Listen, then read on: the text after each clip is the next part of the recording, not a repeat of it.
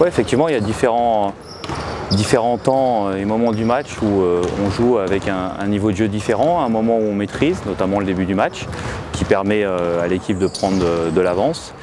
Ils sont montés d'un cran défensivement sur le deuxième quart-temps, ils nous ont fait reculer, ce qui fait qu'on a pu jouer nos systèmes de la même manière. Et ils ont intercepté un peu de ballon, ils ont pu courir et ils ont pu s'exprimer pour revenir. Même si elle n'est pas parfaite, il y a encore un peu de travail à faire, mais on est globalement satisfait de l'intégration que les joueurs ont faite de toute l'organisation.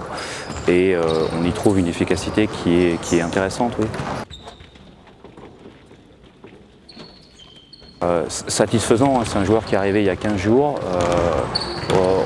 On est amené à le faire jouer sur deux postes, sur le poste 1, sur le poste 2, en sachant qu'on a une organisation offensive avec un nombre de systèmes relativement important.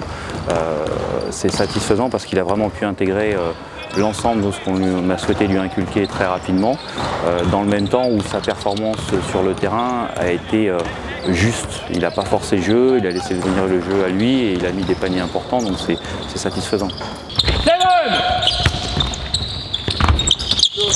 Sur le plan des chiffres bruts, bien sûr, hein, on est à 3-0. On ne peut pas faire mieux sur le plan des résultats. Après, il y a d'autres choses à travailler. Oui, heureusement que pour nous, il y a encore de l'exigence et que cette exigence, elle est déconnectée des résultats purs et durs, parce que globalement, à la fois le match du Havre ou le match de Villeurbanne, on aurait pu les perdre et on aurait pu être à 1-2. Donc, ce qui est positif, c'est que les joueurs, dans ces deux matchs-là, ont réussi à aller chercher la victoire, à marquer des paniers importants. Après, sur la qualité du jeu, il y a effectivement des choses sur lesquelles on peut et on doit progresser.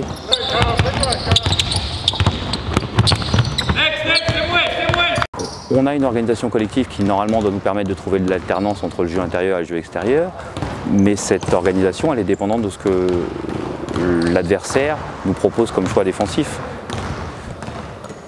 Donc à un moment, si Pau fait un certain type de choix, ça va nous amener à tirer à 3 points, plus ou moins, en sachant que dans les aspects sur lesquels on doit progresser, on doit quand même essayer de trouver une alternance entre notre jeu intérieur et le tir à 3 points un peu meilleur que celle de ces derniers jours. Il y a à la fois des choix défensifs, il y a à la fois des jours où un joueur peut se trouver dans une situation un peu plus délicate, mais il n'y a que 3 matchs de jouer, c'est difficile de tirer un constat. Il y a des joueurs qui pendant la préparation ne mettaient pas de tir à 3 points et là ils sont devenus plus réguliers depuis que le championnat a repris, donc il est un peu tôt pour tirer ce genre de constat. Oui, effectivement, il y a 2 matchs où des joueurs intérieurs ont été en difficulté, mais ça c'est pas la réalité de 10 matchs qui vont suivre. Blacks, transition, 45 degrees, a little bit higher with the ball, one big man on the block, one big man behind. On vient de préparer Villeurbanne, on a eu 10 jours pour les préparer, là on va préparer Pau en 3 jours. Les circonstances sont les mêmes pour Pau que pour nous, par contre le travail va être géré avec une alternance de récupération et de travail tactique différent de la préparation de Villeurbanne sur laquelle on avait eu énormément de temps.